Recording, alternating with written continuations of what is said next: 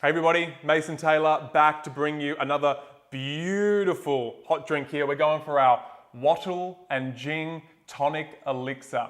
Now, as you just heard me say, I'm bringing wattle seed, that beautiful pod that brings that beautiful seed, and then we ground that, we roast it and ground it, and then we come up with this beautiful powdered substance right here, which has been consumed for at least 40,000 years by the indigenous here in Australia. It's an incredible Jing tonic in itself. You can see that color, although it's gone through that roast, it's still dark in nature. That dark black color shows that it's going to have an affinity for the kidneys and Jing within itself. Then we look at the compounds within it, the mineral compounds that within it. We've got calcium, potassium, magnesium, and zinc. Zinc being basically the Jing mineral. And those others being beautiful for bone development. As we know, Jing, that essence within our kidneys and adrenals, we'll talk a little bit more about when we get to the Jing blend. Jing is what makes it possible for us to maintain nice, strong, healthy, spongy bone marrow so we can continue to produce nice, strong bones throughout our lifetime.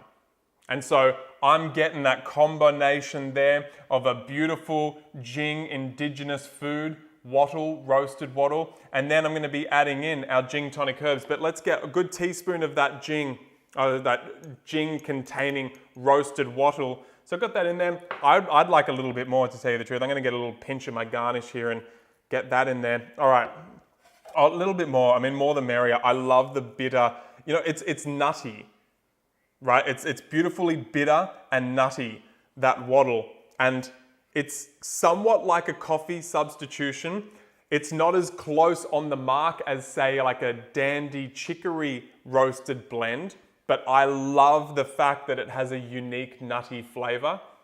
It's unique to this Australian indigenous food, and I am really stoked that we're able to craft a tonic around it.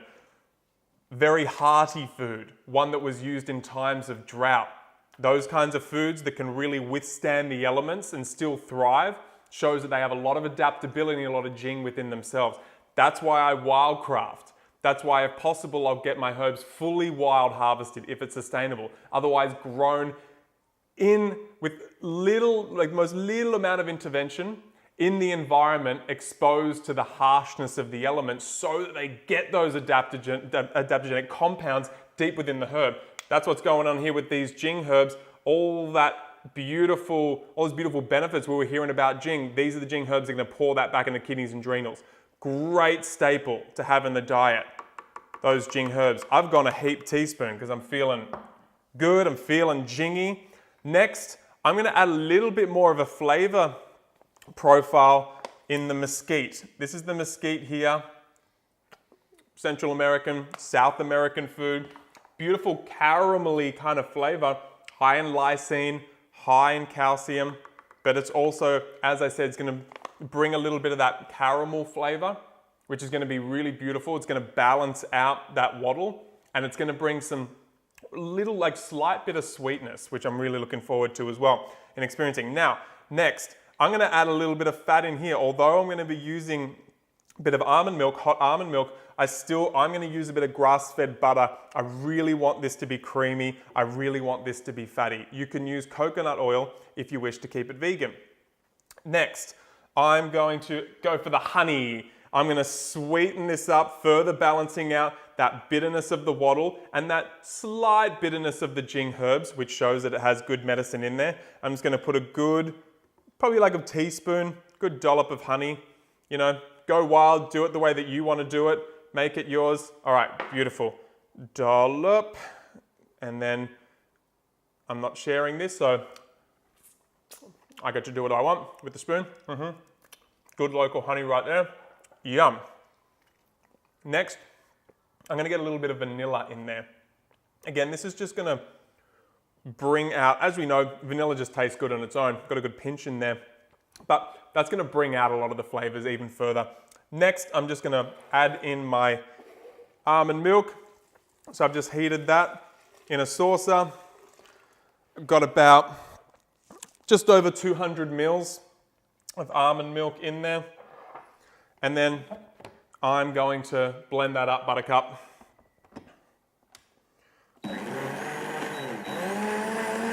Here we go.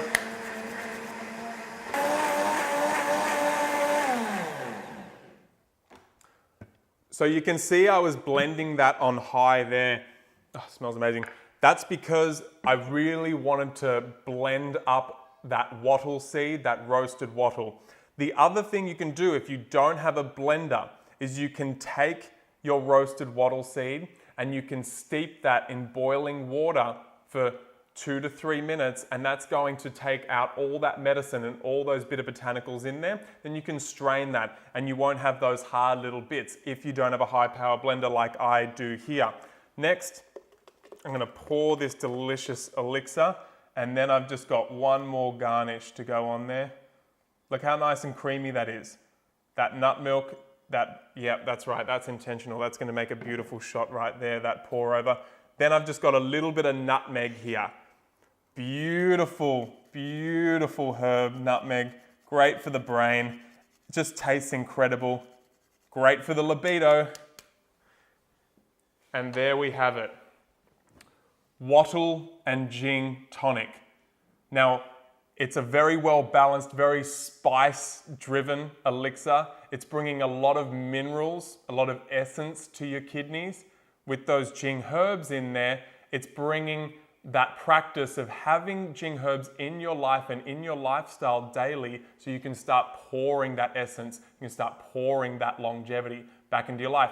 And remember, longevity isn't necessarily adding years to your life, it's adding life to your years. Cheers, everybody.